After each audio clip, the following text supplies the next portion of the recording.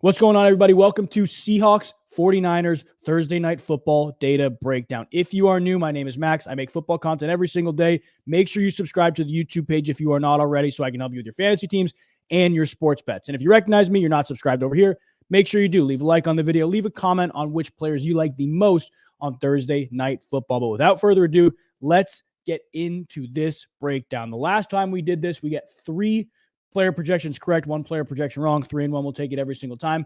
But we're going to break down the coverage data right now from the Seattle Seahawks defense and the San Francisco 49ers defense. Again, if you guys are new, you've never witnessed one of these before, I'm going to walk you through this. So what we do, the first step when looking at this player projection data is go to the opposing target rate percentage for each alignment on the field. So I did a little peek ahead, so I know what to expect here.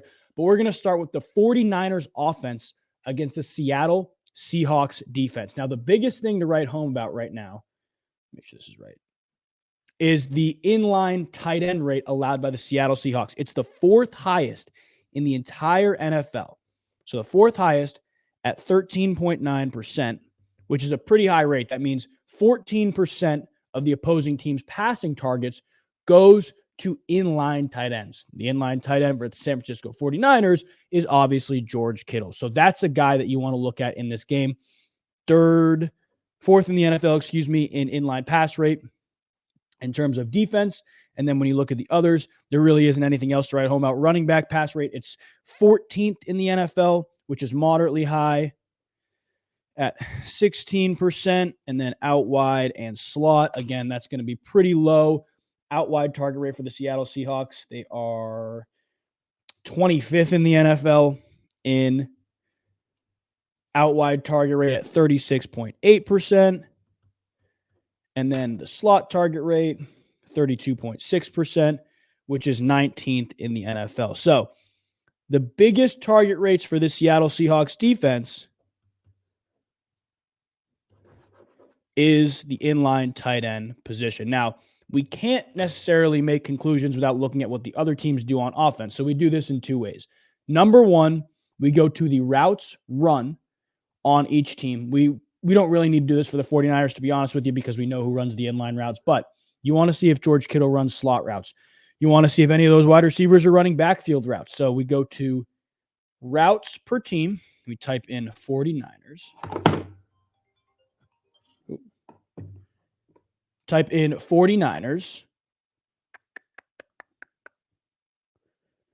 And George Kittle is obviously leading the team with 62 routes run. And remember, he missed what? A game, 2 games? 1 game. He missed 1 game. 53.9% of his routes are coming from inline. Then Kyle Juszczyk is the 2nd highest at 41 routes run. But here's the interesting thing, right? You look at the backfield routes. Obviously, Jordan Mason's going to lead them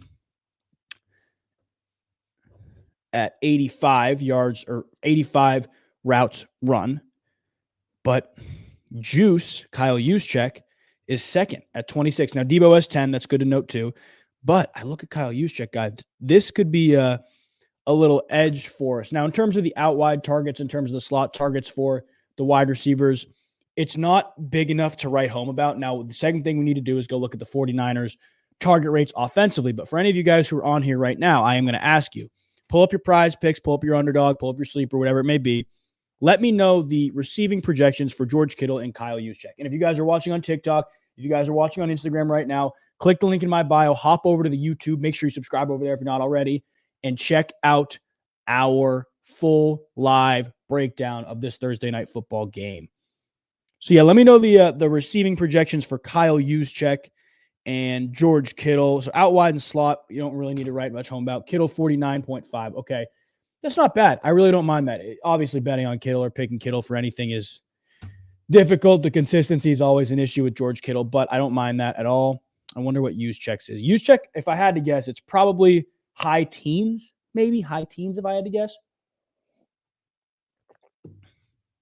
11.67 fantasy points. Okay. Yeah, I mean, I like Kittle a lot. Kittle's my number 1 tight end this week. If you guys aren't on my full fantasy community, it's $5. You can click any of my links and join. But yeah, I like Kittle a lot. I like Kyle's 7.5 receiving yards. Okay, I think we found our early lean. Kyle Juszczyk, 7.5. Now, if you guys are just joining right now, or you're not sure where that number came from, it's the opposing target rate, right? 4th most to inline tight ends, 14th most to opposing running backs. So when you look at the yards per route run to the inline tight end, for the inline tight ends and for the running backs on each of these teams, this is inline.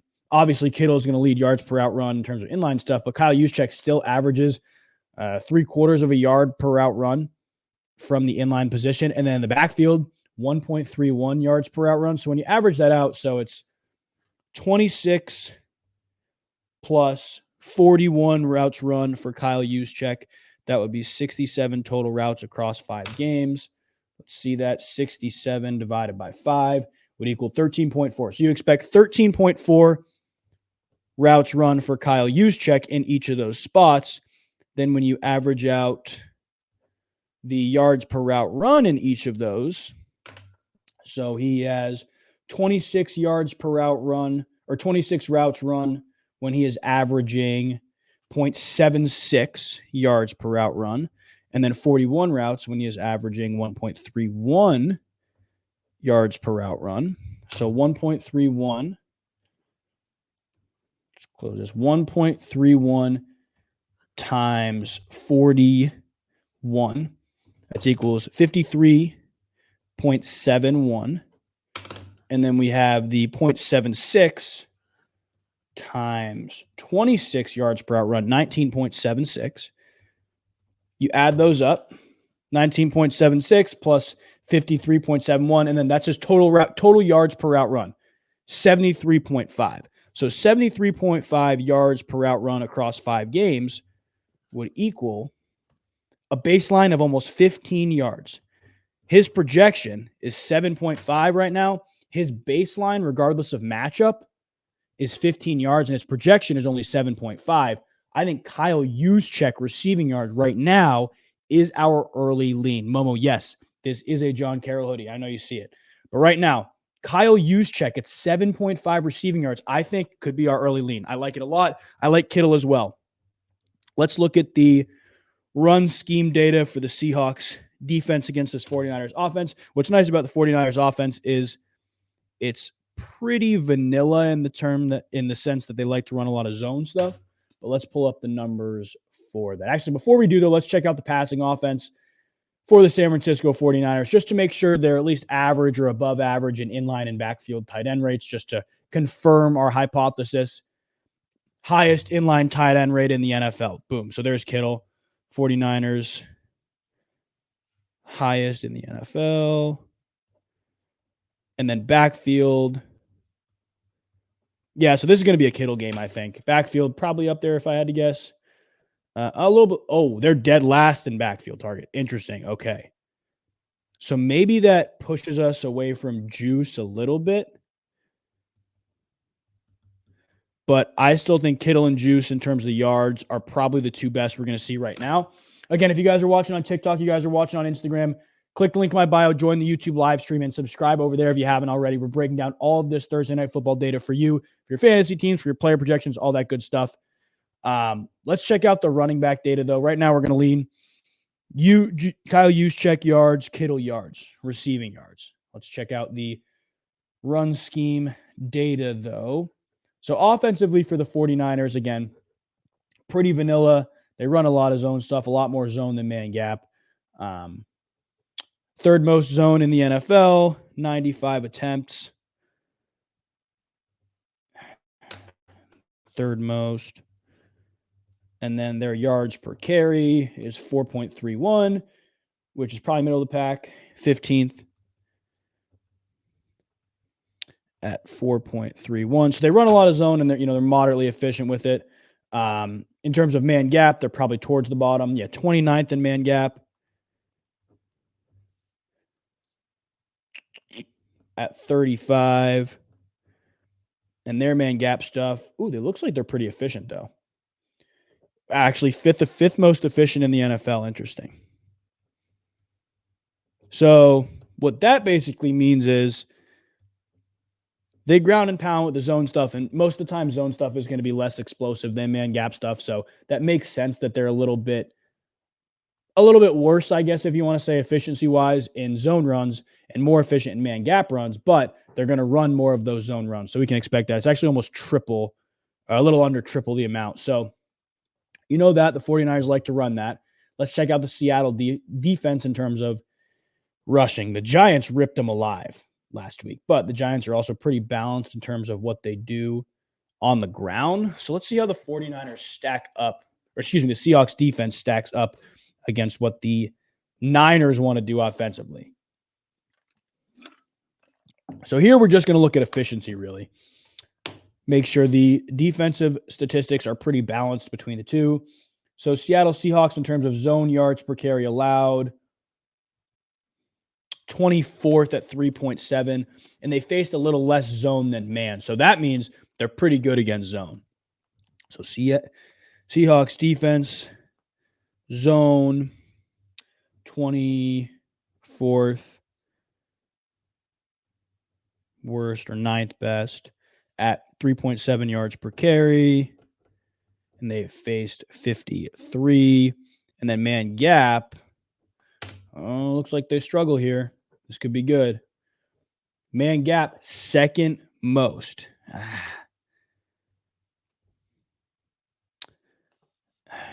That's tough.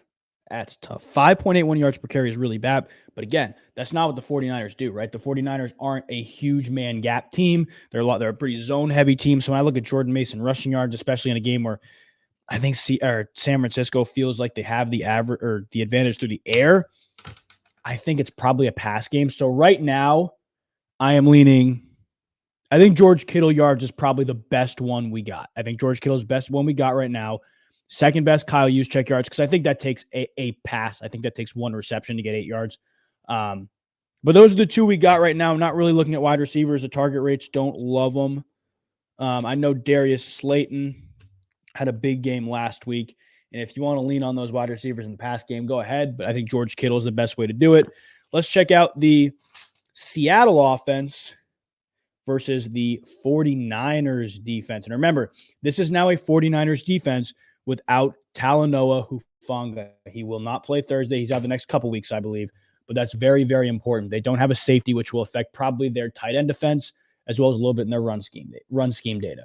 Again, if you guys are on Instagram right now, if you guys are on TikTok right now, we are breaking down Thursday Night Football data live on YouTube. Click the link in my bio, join the YouTube live stream. Obviously, subscribe over there if you're not already. But that is where all of this data is coming. And everybody who's on there right now is seeing this and getting a 3-hour head start before I release this full YouTube video on the Thursday Night Football data. So if you guys are betting on Thursday Night Football, if you got players on Thursday Night Football, head over to YouTube, get a head start. So let's look at the receiving data for the 49ers defense. And again, I told you guys I peeked ahead. The back target's the big thing here. 7th highest back target in the NFL. And then it's wide target is the other. So back target right now is 7th highest at 18.5%, which is pretty big. So 18.5% back target. Out wide is going to be next. 7th highest at 44.4%. Okay. Slot is going to be low if I had to guess. 3rd lowest. So slot is the 30th at 27.4%. And then inline, Inline is 21st at 9.6%. So the early leans here are running back targets and out wide targets. Now, what's really interesting about the Seahawks, and we're going to go to the routes run to confirm our hypothesis on both of those spots, is Zach Charbonnet has a bigger role in the pass game than a lot of people give him credit for. So when I'm looking at yards, I want you guys who are watching on the YouTube right now, and again, if you guys are watching on TikTok or Instagram, head over to YouTube and help me out here. Subscribe if you're not already. What are Zach Charbonnet and Kenneth Walker's yardage projections? So right now on the screen, we are going to look at the Seahawks route participation. Out wide, if I had to guess, it's DK and Lockett. Yeah, so DK easily has the most. DK has 164, and he doesn't really run routes from the slot. 84.1% target rate or route rate out wide. So DK's the out wide guy. Don't even have to worry about that. Don't really need to worry about that for projections. So when you're looking at out wide routes, DK's the guy. Don't really need to worry about that too much. And then backfield routes. See, look, here's the thing. Walker missed 2 games, so I guess routes per game, Walker would have the advantage, but it'd still be pretty close.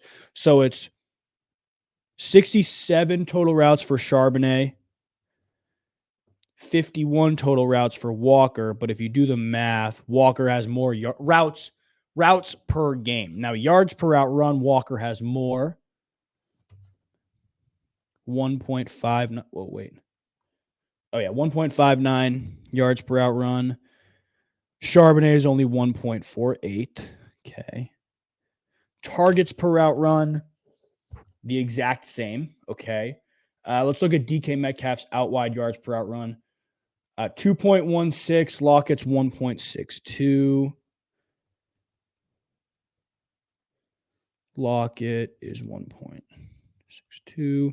So right now, the early leans here are definitely DK yards. And again, anybody on the YouTube right now, Zach is 14.5 for rushing and receiving. Okay, interesting. Anybody on the YouTube right now, DK Metcalf's yardage projection, what do we have? And again, if you guys are on TikTok, if you guys are on YouTube or Instagram right now, we are breaking down Thursday Night Football data live on YouTube. Just subscribe over there. Click the link in my bio to do it. Get a head start on all this data before I start posting content about it. Right now, DK seems like the early lean. And if DK does shine in night games, you're absolutely right. And just thinking back, like last week, Kenneth Walker had 5 carries, guys. 5 carries. We'll look at some run scheme data in a minute here, but DK 66.5. Yeah, I love that. I think I'll tell you guys right now, Thursday, 12:33 p.m. or Friday, Wednesday, 12:33 p.m. Eastern. I'm gonna pick DK. I'm blindly gonna pick it, but 66.5 is too low, way too low. So DK receiving is the big one for sure. But just thinking back at what the 79.5, that's a big difference. 79.5 or 66.5. That's a huge, huge difference. Regardless, going DK. DK is the big one. But my thought, back last week, like Kenneth Walker had 5 carries. The Seahawks are going to try to get him involved. So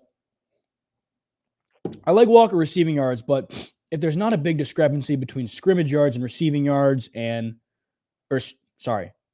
scrimmage yards and rush yards, it makes sense just to go scrimmage. And scrimmage has been good to us for the majority of the year.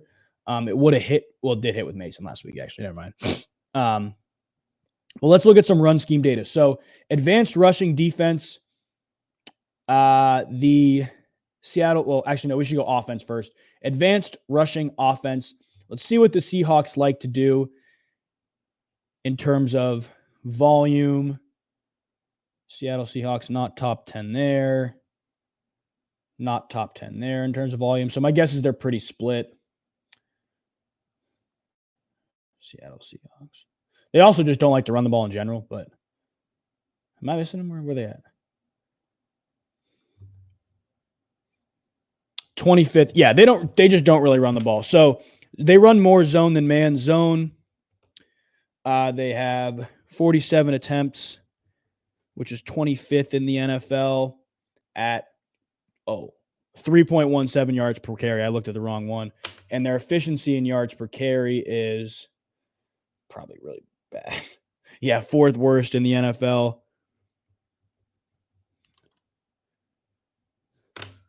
So zone, they run more of. They just don't run in general. Man gap. Let's see if there's any type of like efficiency lean with man gap. They're 28th in volume at 37 attempts. I don't love that. Yards per carry. Whoa, here we go. Wow. Okay, so there is something here. 6.43 yards per carry in man gap. So they're efficient. So now what we're going to do is 2 things. And this is, again, big data point. If you guys are on YouTube right now, you're not subscribed, this is the best way to go about it. So make sure you subscribe. You find an edge in one way a team likes to run the ball. Chances are going into the next week, they're going to run that ball more if there's a matchup advantage. And sometimes we saw this on Thursday night with the Falcons. Sometimes there are running backs they trust more in certain gap scheme or certain zone scheme runs than the other. When you have a backfield like Seattle and it's Walker and Charbonnet, they may lean one over the other in certain situations. So let's check that out. The big lean here is man gap. So let's go to the 49ers run defense, which is pretty good. It's pretty good. I'm not going to sugarcoat that, and I don't think we're really going to find much because their defense is that good. But let's check out the 49ers defense. We can look at the zone stuff. It doesn't really matter, to be honest with you. I'm not going to lean anything zone-wise with the Seahawks, unless the Niners are like really bad. No, they are pretty bad. Interesting. Okay. Okay, well, that is good to note. So they're third worst in zone at 4.91 yards per carry. Man gap, though, this is what we need to write home about. Is there anything here that'll help us look? And I don't think so. Yeah, they're 20th at 4.38 yards per carry. So the area the Seahawks are really good in on the ground, the 49ers are also pretty good in on the ground.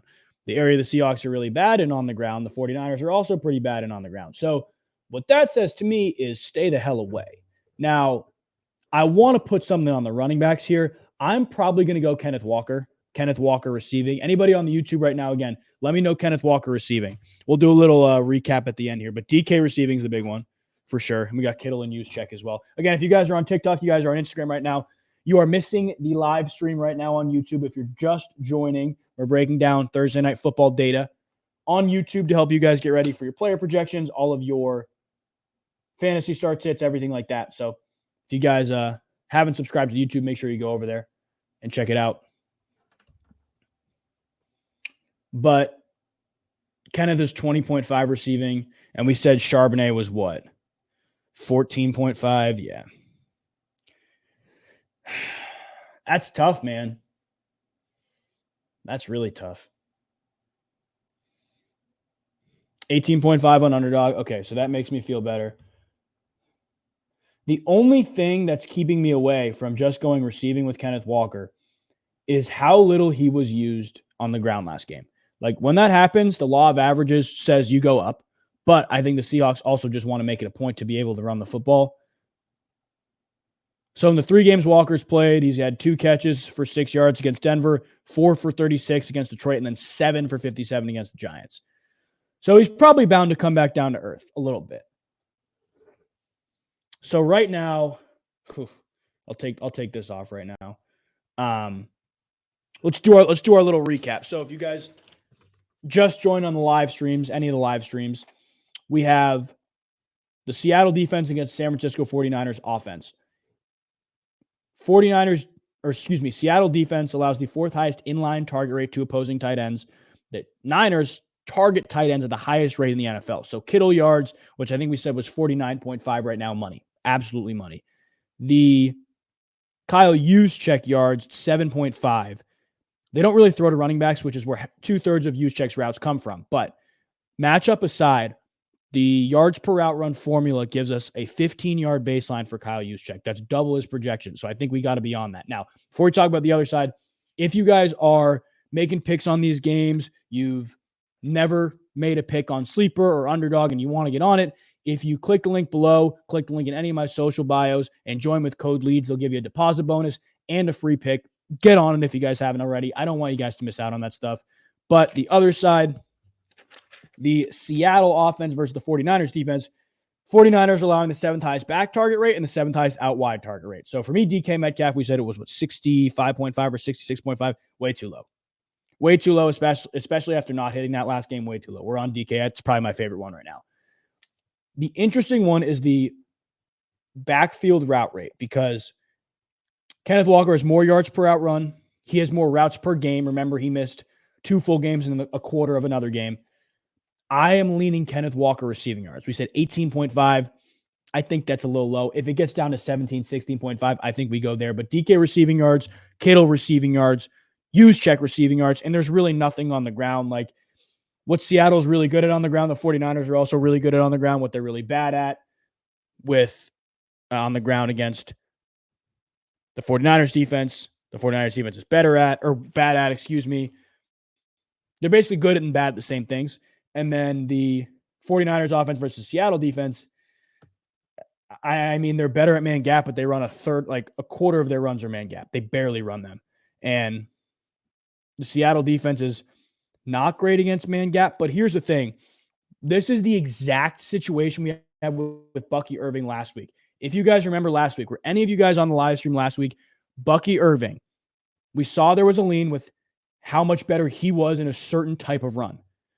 We didn't go yards. We didn't go rush yards, even though I do think he hit scrimmage yards, excuse me. We went longest rush. So right now, and I'm going to write this down.